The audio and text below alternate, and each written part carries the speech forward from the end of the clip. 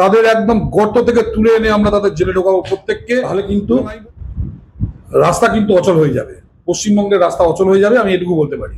ঝড় যদি না খোলে আমি বলছি তাহলে আমরা রাস্তা বন্ধ করে দেবো, মানে আগামী দিনে রাজ্য অচল করে দেওয়া হবে। যদি নাকি ওনাকে বলুন তো আরেকবার পড়াশোনা করে বিএ পাস করতে, ওনাকে বলুন যে আপনি আরেকবার পড়াশোনা করে বিএ না এলএলবি বিএড এবং বিভিন্ন যে ডিগ্রিগুলো পেয়েছে আরেকবার যে কোনো একটা ডিগ্রি আপনি পড়াশোনা করে 2 বছর দেখিয়ে দিন, আপনি পারবেন পাস করতে।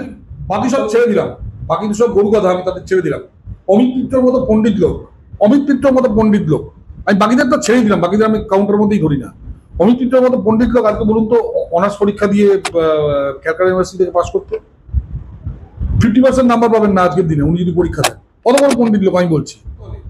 তৃণমূলের প্রত্যেকটা কাউন্সিলর আমি আপনাকে বলছি যা শুধু টেপ বেরোনোর অপেক্ষা, যখন টেপ বেরোবে আপনি টেপ শুনতে পারবেন না। প্রত্যেকটা কাউন্সিলর প্রত্যেকটা এমএলএ পুলিশের সঙ্গে এভাবে কথা বলে। তৃণমূল কংগ্রেস ইনস্ট্রাকশন, ও যদি 2026-এর মে পর্যন্ত যদি কবির সুমন যদি বেঁচে থাকে, ও যদি পটল না তোলে, ওকে আমরা জেলে ঢোকাবো, এটুকু আমি আপনাকে গ্যারান্টি দিয়ে বলছি।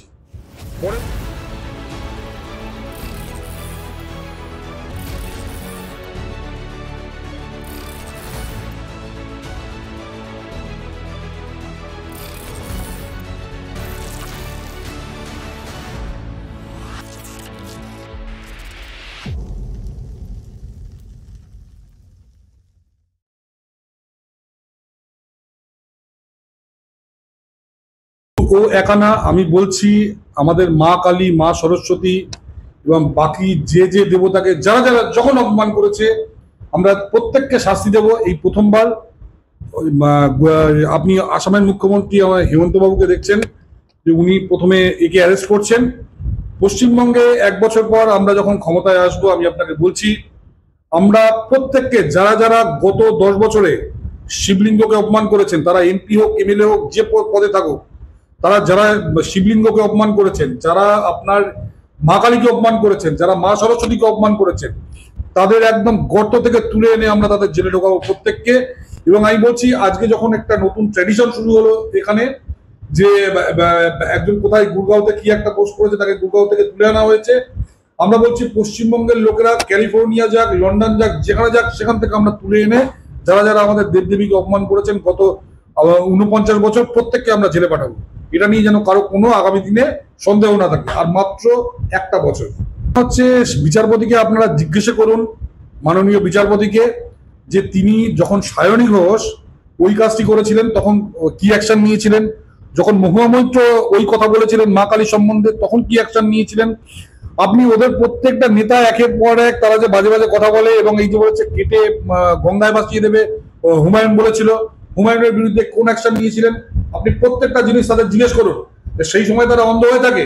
আজকে এই মেয়েটা বলেছে ক্ষমা চেয়েছে, আজ পর্যন্ত না সায়নী ক্ষমা চেয়েছে, না আজ পর্যন্ত মহুয়া ক্ষমা চেয়েছে, না আজ পর্যন্ত এই হুমায়ুন ক্ষমা চেয়েছে। অথচ সেই সময় আমাদের বিচার ব্যবস্থা সম্পূর্ণভাবে চুপ। অথচ এই মেয়েটা বলেছে বলে মেয়েটা ক্ষমা চেয়েছে, তাকে আটকে রাখা হয়েছে। এবং আমি জানি আগামী দিনে হয়তো, এবং আমাদের আমি বলছি আমাদের সেন্ট্রাল গভর্নমেন্টকেও এই ব্যাপারে আইন নিয়ে 10 বার ভাবতে হবে। ব্লাসফেমি এই ব্যাপারে আমাদের দেশে কোনো আইন থাকতে পারে না। পৃথিবীর প্রত্যেকটা উন্নত দেশ অস্ট্রেলিয়া থেকে শুরু করে আপনার ফ্রান্স, আমেরিকা প্রত্যেকেই ব্লাসফেমি আইন তুলে দিয়েছে। আমাদের এখানে সেই আইন নেই, কিন্তু 3 থেকে 4টে মানে ধারার কতগুলো জায়গা বের করে এই মেয়েটিকে অ্যারেস্ট করা হয়েছে। এই মেয়েটিকে আমি বলছি আপনারা ছাড়ুন, যদি না ছাড়েন আগামী দিনে প্রত্যেকটা জিনিস অন রেকর্ড আছে। যারা যারা আমি আবার বলছি আমাদের দেবদেবীদের অপমান করেছেন প্রত্যেককে কিন্তু একই কনসিকুয়েন্সেস ফেস করতে হবে আগামী দিনে, এই পশ্চিমবঙ্গে ফেস করতে হবে। আমি এটুকু আপনি বলে দিচ্ছি। আমি বলবো প্রিভিয়াসলি নুপুর শর্মার ক্ষেত্রে আমরা দেখেছিলাম এই ব্লাসফেমাস মন্তব্য করার যে রীতিমতো যে কঠিন পরিণতির মধ্যে দিয়ে নুপুর শর্মাকে যেতে হচ্ছিল, আর শর্মিষ্ঠা আমাদেরকেও কি সেই পরিণতির মধ্যে দিয়ে যেতে হবে?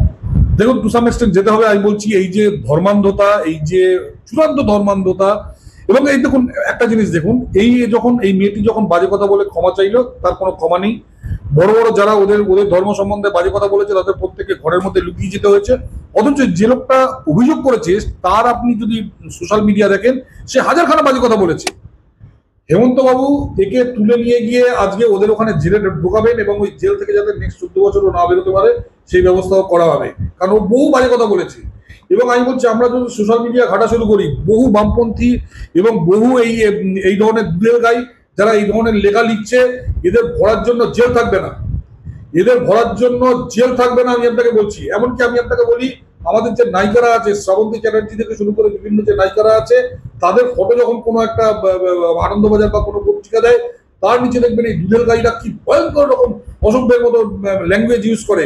প্রত্যেকটা ল্যাঙ্গুয়েজ, এই অনুব্রত পরশুদিন যে ল্যাঙ্গুয়েজ ইউজ করেছে, একেবারে সেই ল্যাঙ্গুয়েজ ইউজ করে তারা বিভিন্ন ফিল্মের হিরোইন এদের সম্বন্ধে। আমি আবার বলছি, এদের কাউকে ছাড়া হবে না। আপনারা শুরু করলেন, এরপর কিন্তু আপনারা দোষ দেবেন না কাউকে। কবির সুমন একদম সব সময় আলোচনার কেন্দ্রবিন্দুতে, সেই কবির সুমনের বিরুদ্ধে আবার অভিযোগ দায়ের হলো লালবাজারে। জাতির কথা নামক সংগঠনের তরফে অভিযোগ দায়ের করা হয়েছে। বছর কয়েক আগে হিন্দু নারীদের বিরুদ্ধে অবমাননাকর মন্তব্য করেছিলেন কবির সুমন, সেই ঘটনা উল্লেখ করে অভিযোগ দায়ের করেছেন জয়জিৎ বন্দ্যোপাধ্যায় নামে এক ব্যক্তি। অভিযোগপত্র গ্রহণ করেছে ইতিমধ্যেই লালবাজার। অভিযোগকারী জয়জিৎ ভট্টাচার্যের বক্তব্য, প্রধান কারণ কবির সুমনের প্রথম থেকেই হিন্দু ধর্মের প্রতি চরম বিদ্বেষ রয়েছে। করোনার আগে 2017-18 সালে পোস্টে লেখা হাগা গায়ে গন্ধ বোকা এই নিয়ে আমরা যখন খড়দাহ থানায় অভিযোগ করতে চাই, তখন অভিযোগটি তো নেওয়া হয়নি, উল্টে আমাদের নানাভাবে হেনস্থা করা হয়েছিল। আমরা লড়াই করেছিলাম, হিন্দু ধর্মকে অপমান করেছেন কবির সুমন, এমনটাই বলছেন সেই জয়জিৎ ভট্টাচার্য। কি বলবেন? প্রথমে আপনি আমাকে একটা কথা বলুন তো, আপনি গত 10 বছর পশ্চিমবঙ্গের কোনো দুর্গাপুজো, কোনো কালী পুজো, কোনো জগদ্ধাত্রী পুজো, কোনো সরস্বতী পুজোয়, কোনো প্যান্ডেলে আপনি কবির সুমন, নচিকেতা বা এই যে সব থার্ড ক্লাস গায়ক আছে, এদের কোনো গান আপনি চালাতে শুনেছেন? এমনকি প্রচন্ড তখন তৃণমূল বা ধরুন একদম মানে দুধেলরা যেখানে পুজো করছে, এমনকি আপনার এই চেতলা অগ্রণী, কোনোদিন শুনেছেন কবির সুমনের একটা গান তারা মাইকে বাজিয়েছে? বাজারের সঙ্গে সঙ্গে ওই ধরুন চেতলা অগ্রণী, আমি চ্যালেঞ্জ করছি আমি ববি হাকিমকে, আগামী বছর চেতলা অগ্রণীর যে পুজো হয় আপনার, সেই পুজোয় সপ্তমী, অষ্টমী, নবমী এই 3 দিন ঢেলে কবির সুমন, নচিকেতা এবং অঞ্জন দত্তের গান চালান। যে কটা দর্শক আছে তার 1/4 দর্শক মানে থাকবে, বাকি 3/4 পালিয়ে চলে যাবে, ইফ নট 90% পালিয়ে চলে যাবে। কারণ কবির সুমন, নচিকেতা এরা কোনো গায়কই না। আমি বলছি, আপনি নর্থ বেঙ্গল থেকে শুরু করে আজকে সাউথ বেঙ্গলে আপনি সার্ভে করুন, আপনি পশ্চিমবঙ্গের মানে 100টা লোককে যদি আপনি সার্ভে করেন, একটা লোক কবির সুমনের 5খানা গানের প্রথম লাইন বলতে পারবে না। অথচ দেখুন, আজকেও মানুষ ধনঞ্জয় ভট্টাচার্যের গান শোনে, আজকেও মানুষ পান্নালাল ভট্টাচার্যের গান শোনে, আজকে প্রত্যেকটা পাড়ায় পাড়ায় পুজোর সময় আপনার ইয়ের গান চলে, হেমন্ত মুখোপাধ্যায়ের গান চলে, মান্নাদের গান চলে, কিশোর কুমারের গান চলে, আর.ডি. বর্মন, এস.ডি. বর্মন, সবার গান চলে। আপনি কোনোদিন শুনেছেন এই কবির সুমন বা নচিকেতা এদের গান মাইকে চালালে ওই যে ওখানে যারা অ্যাডভার্টাইজ দেয়, ওই যে যারা স্পন্সর করে, ও স্পন্সরশিপ তুলে যাবে।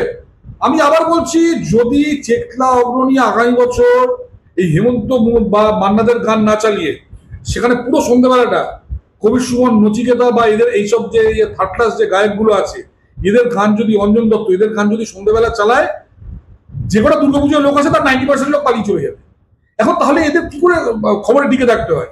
তখন এই গালাগালি অনুব্রতর মতো, আজকে অনুব্রত এবং সুমন চট্টোপাধ্যায়, এদের ভাষার কোনো পার্থক্য নেই। এবং এখানে আমাদের রাজ্যের একটা জাতপাতের একটা মানে বড় ভূমিকা আছে। অনুব্রত যেহেতু নাকি মন্ডল, সেহেতু ও যখন গালাগাল দিচ্ছে, ওর এগেনস্টে মানে 1000খানা কেস দেওয়া হচ্ছে, ওকে বলা হচ্ছে তুমি ও অত্যন্ত বাজে কথা বলেছে, কোনো ক্ষমা নেই, কিন্তু বলা হচ্ছে যে তুমি ক্ষমা চাও। এর থেকে বাজে কথা বলেছে হুমায়ুন কবির, তার এগেনস্টে কোনো অ্যাকশন নেই। কবির সুমন, নচিকেতা এর থেকে অনেক হাজার গুণে নোংরা কথা বলে, এদের বিরুদ্ধে কোনো ব্যবস্থা নেই কেন? ওই ক্লাসের আমরা এই ক্লাসটা মুছে দেওয়ার চেষ্টা করছি। আমি বলছি, আমরা এই যে অখণ্ড হিন্দুত্ব যেটা বলছি, এই যে ক্লাস সিস্টেম, এই বামপন্থী মানেই হলো একটা মানে একটা ক্লাস, যে আমরা এই ক্লাস, আমরা যত ইচ্ছা গালাগাল দিতে পারি মানুষকে, আর বাকি যদি নিচের কাস্টের লোকেরা, সকল কাস্টের অনুব্রত যদি কোনো বাজে কথা বলে, অনুব্রতকে ক্ষমা চাইতে হবে। এই জায়গা থেকে আমাদের বেরিয়ে আসতে হবে। আজকে আমরা অনুব্রতকে বলছি, অনুব্রতকে ক্ষমা চাইতে হবে, অনুব্রতকে অ্যারেস্ট করতে হবে। তাহলে কবির সুমনকে কেন অ্যারেস্ট করা হবে না? তাহলে আপনি বলুন, কবির সুমনকে কেন অ্যারেস্ট করা হবে না? আপনি বলুন, তাহলে সায়নী ঘোষকে কেন অ্যারেস্ট করা হবে না? আপনি বলুন, মহুয়া মৈত্রকে কেন অ্যারেস্ট করা হবে না? কেন একমাত্র অনুব্রতকে অ্যারেস্ট করা হবে? কারণ এই যে মাথার মধ্যে আমরা যতই বলি ক্লাস নেই, এদের মধ্যে একটা ক্লাস সিস্টেম আছে। আপনি দেখবেন এই যে নকশাল অধ্যুষিত এলাকায় যত নেতা আছে, যে কটা কমান্ডার আছে, সব দেখবেন ব্রাহ্মণ এবং আইদার তেলেগু ব্রাহ্মণ না পশ্চিমবঙ্গের ব্রাহ্মণ, ম্যাক্সিমাম কাস্ট। নিচে যারা লড়াই করে, যারা গুলি খেয়ে মরে, তারা হলো আদিবাসী। এখানেও আমাদের রাজ্যে একেবারে এই সেম ক্লাস সিস্টেম চলছে। মানে আমি এটুকুই বলতে পারি এই কবির সুমন সম্বন্ধে। ওকে অ্যারেস্ট করা উচিত ছিল আজ থেকে বহু বছর আগে। শুধু না অভিযোগকারীর বক্তব্য, তুমি যতই বড় হও না কেন ধর্মকে নোংরা ভাষায় গালাগালি কখনোই করতে পারো না। তিনি ইচ্ছাকৃতভাবে এটা করেছিলেন, কারণ তারপরও ফেসবুকে পোস্টটি ডিলিট করেনি, এমনটাই বলছেন ওই জয়জিৎ ভট্টাচার্য বলে ব্যক্তি কবির সুমন সম্বন্ধে। দ্বিতীয়, 2022 সালে এক সাংবাদিক যখন তাকে ফোন করেন তখন তিনি বলেছিলেন বাঙালির মাকে ধর্ষণ করি এবং মহিলাদের প্রকাশ্যে ধর্ষণ করার হুমকি দিলেন। 2-3 বছর হয়ে গিয়েছে, কোনো পদক্ষেপ করা হয়নি। দেখুন, ও যদি 2026-এর মে পর্যন্ত যদি কবির সুমন যদি বেঁচে থাকে, ও যদি পটল না তোলে, ওকে আমরা জেলে ঢোকাবো, এটুকু আমি আপনাকে গ্যারান্টি দিয়ে বলছি। পরের বছর আমরা ক্ষমতায় আসছি পশ্চিমবঙ্গে এবং কবির সুমনকে আমরা জেলে পাঠাবো, এইটুকু আমি আপনাকে গ্যারান্টি দিয়ে বলছি। ওর মতো নোংরা লোক এবং এই টাইপের যে বামপন্থী লোকেরা, এরা যারা যারা আছে খুঁজে বের করে করে আমরা জেলে ঢোকাবো। নতুন জেল দরকার হবে পশ্চিমবঙ্গে, মাল্টি স্টোরেড জেল তৈরি হবে পশ্চিমবঙ্গে, এটুকু আপনাকে বলছি। প্রথমত যার জমি সে যদি বলে আমার জমিতে এসে তুমি নামাজ পড়ো, আমার কিছু বলার নেই, সে পারমিশন দিয়েছে, এই ব্যাপারে আমার কিছু বলার নেই। কিন্তু ঘটনা হচ্ছে যে পাকিস্তানে কি এরকম রাস্তা দখল করে এরা করে, সৌদি আরবে রাস্তা দখল করে করে, এই যে প্রতি শুক্রবার রাস্তা দখল করে করে নামাজ পড়ে। আপনি সৌদি আরবে দেখান তো রাস্তা অবরোধ করে, বা আপনি দুবাইয়ের রাস্তায় আপনি দেখান, আপনি ওমানের রাস্তায় দেখান, 57টা দেশ আছে, আপনি 57টা দেশে কোথাও দেখান যে রাস্তা দখল করে এই নামাজ পড়া হচ্ছে। আমাদের শনি পুজো হয়, আমরা শনিবার সন্ধ্যেবেলা বসে যাবো রাস্তায়, আমরা শনিবার সন্ধ্যেবেলা প্রত্যেকে রাস্তা বসে, মঙ্গলবার আমাদের বজরংজির পুজো হয়, আমরা রাস্তার অর্ধেক দখল করে আমরা বজরংজির পুজো করবো প্রত্যেকটা রাস্তায়। এটা কি হচ্ছে? এটা একটা যে এই যে আমাদের সংখ্যা আছে, আমরা দেখাচ্ছি যে আমাদের এতগুলো লোক আছে, এটা দাদাগিরি। এবং আমি বলছি, যদি আমার কিছু বলার নেই, মানে প্রতিরক্ষা মন্ত্রক যদি মানে এইভাবে একটা মানে জিনিসকে যদি মানে সাপোর্ট করে, আগামী দিনে মানে ইতিহাস কিন্তু প্রতিরক্ষা মন্ত্রককে ক্ষমা করবে না, এটুকুই বলতে পারি। সত্যি তো, ওবিসি সংরক্ষণে হাইকোর্টের রায়, খসড়া প্রস্তাবে অনুমোদন মন্ত্রিসভার। ওবিসি সংরক্ষণ বেড়ে হচ্ছে 17%, তালিকায় অন্তর্ভুক্ত মোট 144টি জাতি, নতুন করে অন্তর্ভুক্ত করা হলো 76টি জাতিকে। এর আগে 64টি অনগ্রসর জাতি অন্তর্ভুক্ত ছিল। মন্ত্রিসভার ছাড়পত্রের পরে বিধানসভা আসন্ন অধিবেশনে পেশ হবে সংশোধনী পাশ হলেই তা আইনি বৈধতা। কি বলবেন? প্রথম কথা হচ্ছে যে আমি জানি না কিভাবে কবে সার্ভে হলো, এই তো কদিন আগে মাত্র সার্ভে হলো, এবং সেই সার্ভে কি করে এত তাড়াতাড়ি রিপোর্ট তৈরি হলো, কি করে এটা এলো, এবং কি করে এখনো বোধহয় মাহিষ্য, এদের সার্ভে শেষ হয়নি। মাহিষ্য, তিলি, বণিক এবং সদগোপ, এই 4টে কমিউনিটি, সাহা, এদের কিন্তু এখনো সার্ভে শেষ হয়নি আমি যেটুকু জানি। আমি পুরো এই বিলটা দেখিনি, বিলের খসড়া দেখিনি। তবে একটা কথা বলছি, মাহিষ্য, সদগোপ, বণিক এবং তিলি, এদের যদি সংরক্ষণ না দেওয়া হয় তাহলে কিন্তু রাস্তা কিন্তু অচল হয়ে যাবে, পশ্চিমবঙ্গের রাস্তা অচল হয়ে যাবে। আমি এটুকু বলতে পারি যে পশ্চিমবঙ্গের রাস্তা আমি বলছি পশ্চিমবঙ্গে মানে অলরেডি 35 বছর সেই জ্যোতি বসুর সময় থেকে মাহিষ্য, তিলি, সদগোপ এবং আপনার যাকে বলে চাষি কৈবর্ত, সাহা, বণিক, এদের প্রতি একটা অন্যায় করা হয়েছে, যেখানে নাকি আজকে দেখা যাচ্ছে যে প্যাটেল, পাতিল থেকে শুরু করে রেড্ডিস, খাম্বাজেরা, গভর্নমেন্ট সার্ভিস থেকে শুরু করে বিভিন্ন জায়গায় ফেসিলিটিস পেয়ে, পড়াশোনায় ফেসিলিটিস পেয়ে আজকে লাখ লাখ কোটি কোটি টাকার মালিক, সেখানে আমাদের লেবাররা একের পর এক পিছিয়ে যাচ্ছে এবং সামাজিক ন্যায়ের যে তার অধিকার, সেই অধিকার থেকে তাকে বঞ্চিত করা হচ্ছে। আমি 176-এর মধ্যে কে আছে দেখিনি। তবে একটা কথা বলছি, আগামী দিনে যদি মাহিষ্য, তিলি, বণিক এবং সদগোপ এদের যদি সংরক্ষণ না দেওয়া হয় তাহলে কিন্তু বাংলার মানুষ, বাংলার বাঙালি হিন্দু, তারা কিন্তু রাস্তা অবরোধ করবে। এবং শুধু তাই না, এখানে যে জেনারেল কাস্টের যে গরিব মানুষ আছে তাদের জন্য যে ইডাব্লিউএস কোটা, সেই ইডাব্লিউএস কোটার পোর্টাল খোলা যাচ্ছে না। আজকে আইআইটিতে চান্স পেয়েছে, সব স্টেট থেকে আজকে ইডাব্লিউএস এ হাজার হাজার ছেলে মেয়ে চান্স পেয়েছে। পশ্চিমবঙ্গ থেকে ইডাব্লিউএস কোটায় কেউ চান্স পায়নি। কেন পশ্চিমবঙ্গ থেকে ইডাব্লিউএস কোটায় চান্স পাচ্ছে না? কারণ পশ্চিমবঙ্গে কেউ ইডাব্লিউএস সার্টিফিকেটই পাচ্ছে না। পুরো 10% আজকে ছেলে আমাদের বঞ্চিত হলো। মানে এর থেকে আমি বলছি ভয়ঙ্কর লজ্জার, এই জিনিস ভয়ঙ্কর লজ্জার। জট যদি না খোলে আমি বলছি তাহলে আমরা রাস্তা বন্ধ করে দেবো। মানে আগামী দিনে রাজ্য অচল করে দেওয়া হবে যদি নাকি মানে এই 4টে কমিউনিটিকে যদি এই সামাজিক ন্যায় না দেওয়া হয়। এই যে আপনি এতগুলো কথা বলছেন, এইগুলোর উদ্দেশ্য একটাই, বাকিরা কোর্টে যাবে, কোর্টে গিয়ে এই অ্যাপয়েন্টমেন্ট বন্ধ হয়ে যাবে। অ্যাপয়েন্টমেন্ট যদি দিতে হয় ডিসেম্বরে, তাহলে জানুয়ারি থেকে এপ্রিল পর্যন্ত আজকে ধরুন 20-25 হাজার লোককে চাকরি দিতে হবে বা 45 হাজার লোককে চাকরি দিতে হবে। 45,000 লোককে যদি চাকরি দেওয়া হয়, তাহলে কি করে আপনার কন্যাশ্রী, যুবশ্রী, তারপর লক্ষ্মী ভান্ডার এই টাকাগুলো দেবে? এই টাকাগুলো তাহলে দেওয়া যাবে না। পশ্চিমবঙ্গে হাজার হাজার স্কুল বন্ধ হয়ে যাচ্ছে, এরা চাইছে আরো স্কুল বন্ধ হয়ে যাক। স্কুল বন্ধ হয়ে গেলে টিচাররা চাকরি পাবে না, এবং সেই টিচাররা চাকরি না পেলে সেই যে মায়নাটা টিচারদের বা শিক্ষাকর্মীদের, সেই মায়নাটা এরা বিভিন্ন লোককে বেটে ওরা ভোট কিনবে। এটাই হলো একমাত্র উদ্দেশ্য, আর কোনো উদ্দেশ্য ওরা জানে। এটা এটা এটা এটা এটা আনছে যাতে নাকি মানুষ কোর্টে যায়, পরে বলবে যে দেখুন না, এরা কোর্টে গেছে বলে আমরা চাকরি দিতে পারিনি, এরা আদালতের কাছে বলে চাকরি দিতে পারিনি, এরা তো চাকরি আমরা দিয়ে দিতাম, এরা আদালতের কাছে বলে চাকরি দিতে পারিনি। চাকরি হারা শিক্ষকরা যে আশঙ্কা করছিলেন তাদের চাকরি ফেরত পাওয়া নিয়ে, একদিকে মুখ্যমন্ত্রী বলছেন আপনারা পড়াশোনা করুন, আপনারা পড়াশোনা করুন, আপনাদের চাকরি থাকবে। এই আপনি বলতে উনি কাদেরকে বোঝাচ্ছেন? ওনাকে বলুন তো আরেকবার পড়াশোনা করে বিএ পাস করতে। ওনাকে বলুন যে আপনি আরেকবার পড়াশোনা করে বিএ না এলএলবি, বিএড এবং বিভিন্ন যে ডিগ্রিগুলো পেয়েছে, আরেকবার যে কোনো একটা ডিগ্রি আপনি পড়াশোনা করে 2 বছর দেখিয়ে দিন, আপনি পারবেন পাস করতে। তাহলে ওদের বলছেন কেন? কত সস্তা, একটা 35-40 বছরের একটা লোক এখন একটা 20-22 বছরের ছেলেমেয়ের সঙ্গে মানে কম্পিট করে পারে? বলেন বলুন, ওনার মিনিস্ট্রিতে যারা যারা আছে, আমি বাকি সব ছেড়ে দিলাম, বাকি সব গরু কথা আমি তাদের ছেড়ে দিলাম। অমিত মিত্রর মতো পণ্ডিত লোক, আমি বাকিদের তো ছেড়ে দিলাম, বাকিদের আমি কাউন্টার মধ্যেই ধরি না। অমিত মিত্রের মতো পণ্ডিত লোক আজকে বলুন তো অনার্স পরীক্ষা দিয়ে ক্যালকাটা ইউনিভার্সিটি থেকে পাস করতে 50% নাম্বার পাবেন না আজকের দিনে, উনি যদি পরীক্ষা দেন। কত বড় পণ্ডিত লোক আমি বলছি, অত সহজ নাকি? এই একটা মাঝ বয়সে একটা লোককে বলছেন আপনি পরীক্ষা দিতে, বাচ্চা ছেলে মেয়েদের সঙ্গে। অমিত মিত্র আজকে প্রেসিডেন্সিতে উনি একসময় চান্স পেয়েছিলেন তো 1967-এ। আজকের বাচ্চাদের সঙ্গে বসে কম্পিটিশন পরীক্ষা দিয়ে প্রেসিডেন্সিতে চান্স পেতে পারবেন? অমিত মিত্র পারবেন না। প্রেসিডেন্সিতে তো চান্স পেয়েছিলেন সৌগত রায় আজকে পরীক্ষা দিয়ে চান্স পাবেন? প্রেসিডেন্সি কলেজে চান্স পাবেন না। কেন বাজে কথা বলছেন? এই লোক বাচ্চাগুলোকে, মানে এই ছেলে মেয়েগুলোকে মানে বিপদে ফেলা হচ্ছে। সরকার কি ভাওতা দিচ্ছে? অবভিয়াসলি ও জানে 30% লোক আমরা যতই অন্যায় করি আমাদের পাশে থাকবে, তো আমরা অন্যায় কেন করবো না?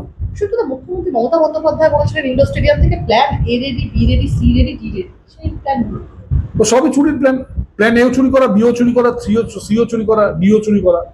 একটাই উদ্দেশ্য, চাকরি দেবো না কাউকে।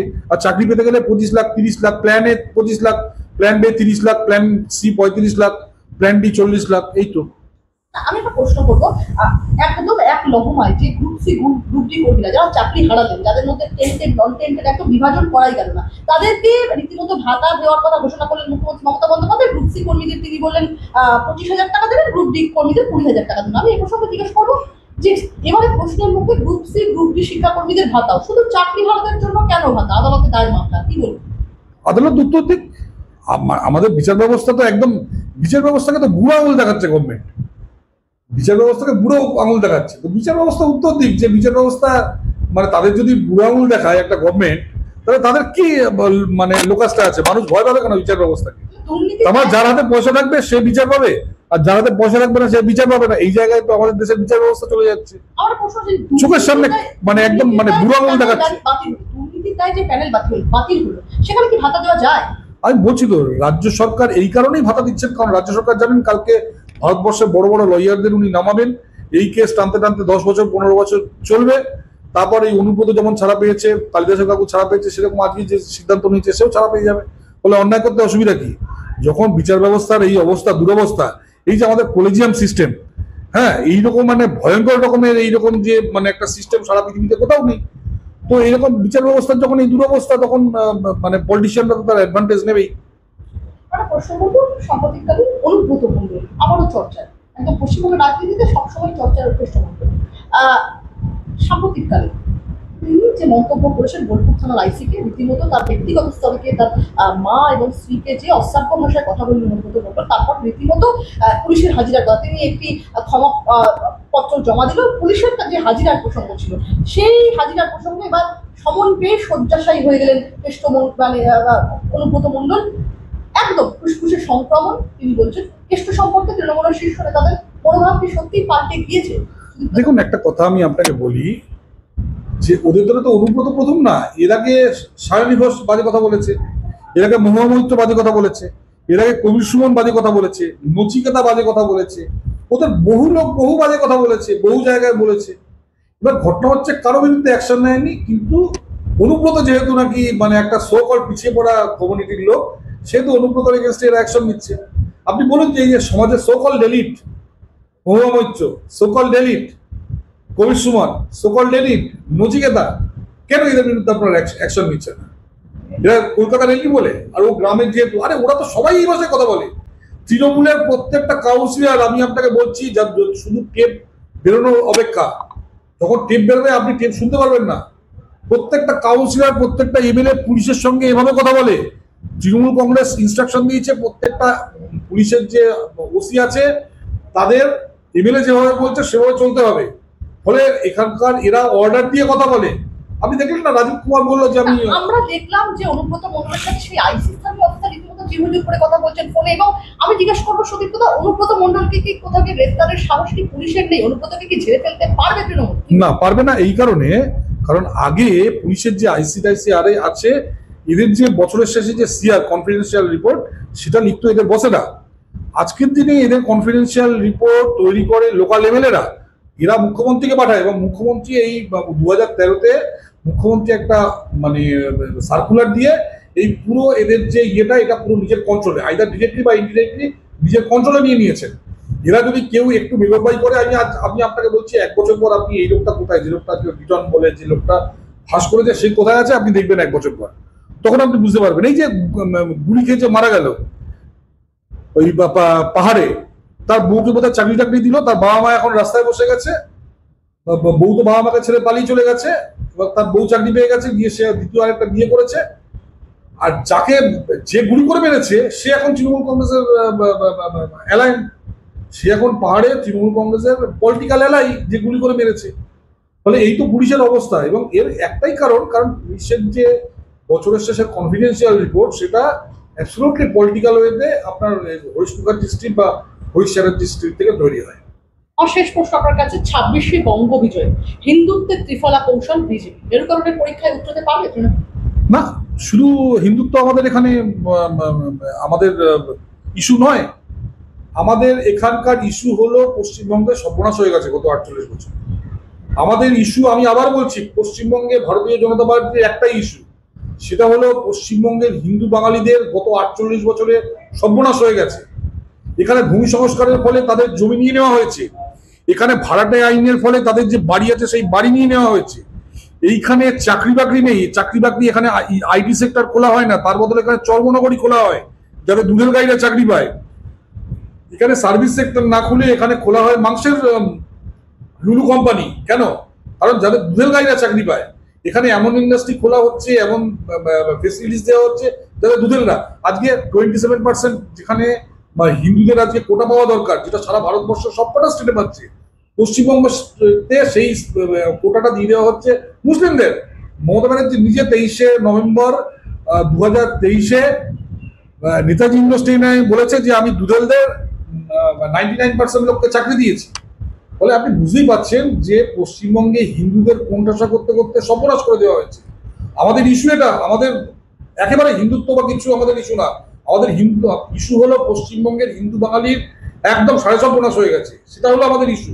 এটাকে যদি আপনি হিন্দুত্ব বলেন হিন্দুত্ব, এটা আপনি যা বলেন তাই, কিন্তু এটা আসল কথা হলো সর্বনাশ হয়ে গেছে। শিক্ষা, স্বাস্থ্য থেকে শুরু করে শিল্প, বাণিজ্য, প্রত্যেকটা জায়গায় সর্বনাশ হয়ে গেছে পশ্চিমবঙ্গের বাঙালিদের। আজকে বড় বাজারে কোনো বাঙালি ব্যবসায়ী নেই। গ্রামের চালকল আজকে দেখবেন বাঙালিদের হাত থেকে অন্যদের হাতে চলে গেছে। আপনি বিভিন্ন যে ব্যবসা ছিল বাঙালিদের, সেই ব্যবসা অন্যরা চলে গেছে, অন্যান্য জায়গার লোকেরা এসে বাংলাদেশ থেকে এসে সেই ব্যবসা করছে। ইলেকট্রনিক্সের ব্যবসা থেকে শুরু করে মাছের ব্যবসা, কৃষি ব্যবসা, প্রত্যেকটা পুরো সাপ্লাই চেন থেকে হিন্দুদের আউট করে দেওয়া হয়েছে। তাদের জমি, চাষের জমি কেড়ে নিয়ে সেখানে বানিয়ে দেওয়া হয়েছে আপনার কি বলে ওই মাছের ভেড়ি। ফলে বাঙালির পুরো সর্বনাশ হয়ে গেছে। আমাদের হিন্দুত্ব না, আমাদের হিন্দু বাঙালি হলো আমাদের একমাত্র ইস্যু। আমাদের পরের ইলেকশন হিন্দু বাঙালির যে সর্বনাশ করে দেওয়া হয়েছে সেখান থেকে আমরা ফিরিয়ে আনবো বাঙালিদের। অনেক ধন্যবাদ আপনাকে। ধন্যবাদ।